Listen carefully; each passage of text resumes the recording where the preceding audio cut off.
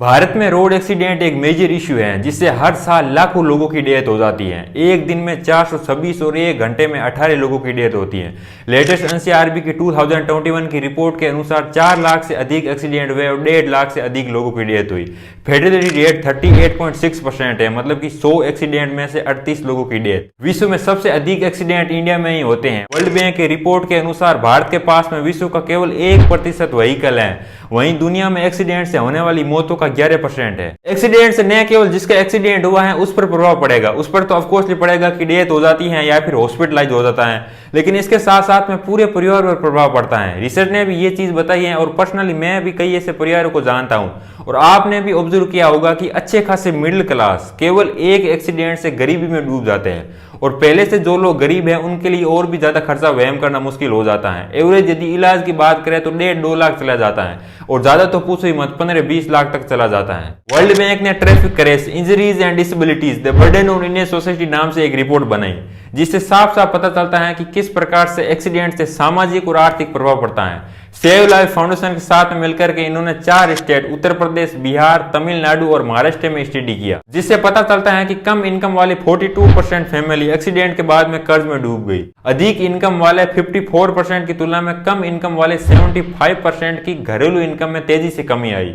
भारत में अमूमन परिवार में कमाने वाला इकलौता आदमी होता है। एक्सीडेंट के बाद उसकी डेथ हो जाती है या फिर सीरियस इंजरी हो जाता है तो पूरा बोझ परिवार की महिलाओं पर आ जाती है और भारतीय समाज में असमानता के कारण महिलाओं के लिए इनकम जनरेट करना और सर्वाइवल करना कितना ज्यादा मुश्किल हो जाता है, जिसके कारण उनको मेंटल और फिजिकल प्रेशर होता है। एक्सीडेंट का प्रभाव खुद और परिवार के साथ साथ में देश पर भी पड़ता है। जीडीपी का 3 से 5% हर साल खर्च होता है। भारत में इतने सारे एक्सीडेंट हो रहा है तो एक सवाल तो खड़ा होता है कि इनका जिम्मेदार कौन है, गवर्नमेंट या फिर हम खुद पब्लिक है। कई लोग अल्कोहल पी करके ड्राइविंग करते हैं। पहली बात तो अल्कोहल पीना ही कितना ज्यादा हार्मफुल है और इसके बाद में ड्राइविंग करना मतलब कि ये तो अपने ही पैर पर कुल्हाड़ी मारने से ज्यादा हो गया।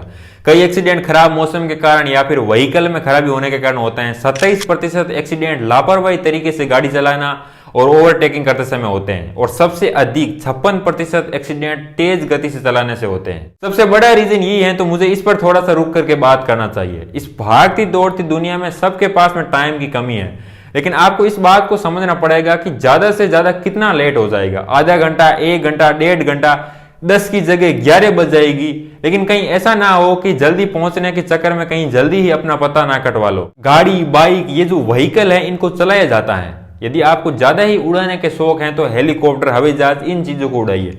आप गाड़ी को, बाइक को रॉकेट की तरह भगाते हो। व्हीकल जितना छोटा होता है उसको अधिक स्पीड पर बैलेंस करना उतना ही ज्यादा मुश्किल होता है। इसीलिए सबसे अधिक एक्सीडेंट 45% टू व्हीलर के होते हैं और 15% कार, गाड़ी के होते हैं और सबसे कम बस वगैरह के होते हैं। हर बार जरूरी नहीं है कि 2 वाहन टकराए जाए। कई बार आपने देखा होगा कि चलती चलती गाड़ी पलट जाती है या फिर सड़क से बाहर आ जाती है।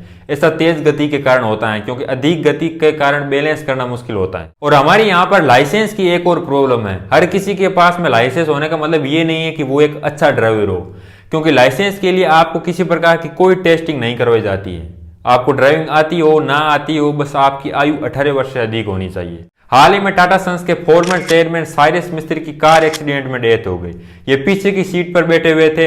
पुलिस ने बताया है कि मिस्त्री ने सीट बेल्ट नहीं पहना था। एयरबैग खुलने से पहले ही उनका सिर आगे की सीट पर टकराया गया। इस इंसिडेंट से सेफ्टी की इंपॉर्टेंस सीधी सीधी झलकती है। ना केवल आगे की सीट बेल्ट का यूज करना बल्कि पीछे की सीट बेल्ट का भी यूज करना कितना ज्यादा इंपॉर्टेंट है। WHO के अनुसार सीट बेल्ट यूज करने से 50% तक डेथ का खतरा कम हो जाता है।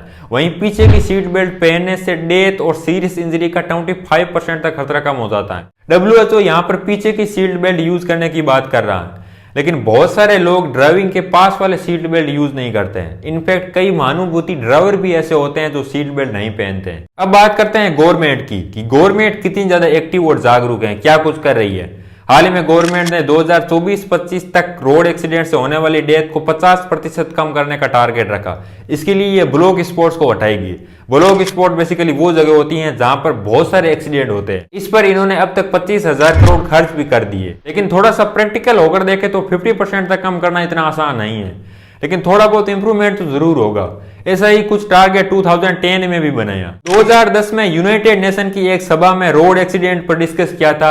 जिसमें इन्होंने पूरे वर्ल्ड लेवल पर एक टारगेट बनाया था कि 2011 से लेकर 2020 तक, मतलब कि इन 10 सालों में 50% तक रोड एक्सीडेंट की डेथ को कम करना है।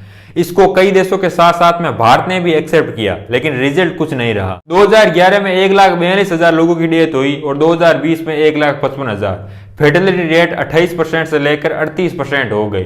50% कम होना तो दूर की बात, उल्टी 10% बढ़ गई। भारत में रोड सेफ्टी की प्रॉब्लम इतनी अधिक है कि सुप्रीम कोर्ट को इंटरफेयर करना पड़ा। 2014 में सुप्रीम कोर्ट ने आदेश दिया कि रोड सेफ्टी कमेटी बने जाए।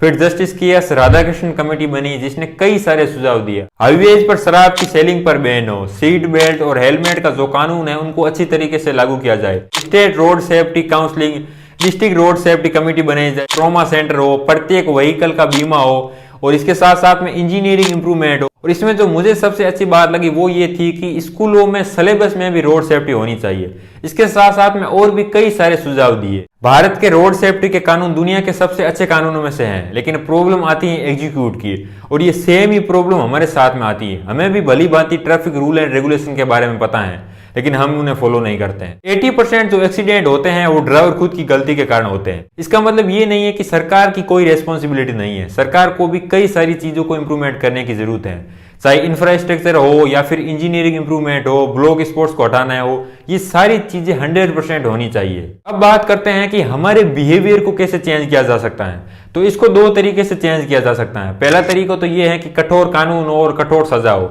और दूसरा तरीका है सेल्फ अवेयरनेस। जहां पर इंडिया जैसे विशाल देश की बात करते हैं तो यहाँ पर ये दूसरा तरीका ही सही रहता है। अब ऐसा नहीं है कि कानून व्यवस्था की कोई इंपॉर्टेंस नहीं है, ऑफकोर्सली इंपॉर्टेंस है, स्पेशली शहरों में या फिर बड़े शहरों में। शहरों की बाहर की सड़कें, हाईवेज, गाँव में ये चीज पॉसिबल नहीं है।